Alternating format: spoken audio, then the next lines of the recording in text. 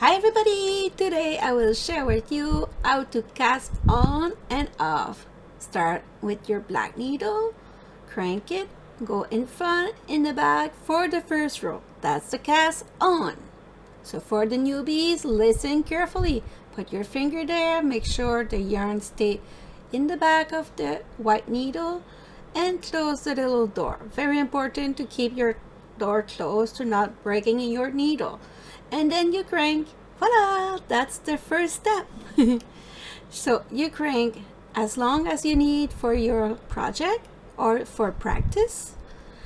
And with this machine I didn't have any counters, so I put a little piece of yarn, a contrasting yarn, every 10 rows. So that way I know exactly where I am if somebody knock at the door. So I continue like that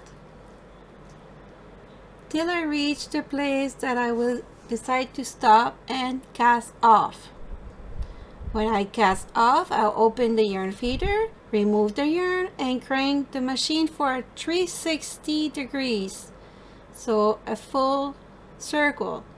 Then I grab my wool needle,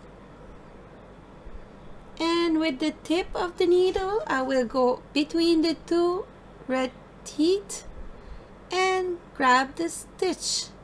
Very important to do this part very slowly. If you go too fast, you will pick up another stitch and you will end up with drop stitch. And that's not fun, especially when you're newbies or not very comfortable to how to fix things. You learn with time.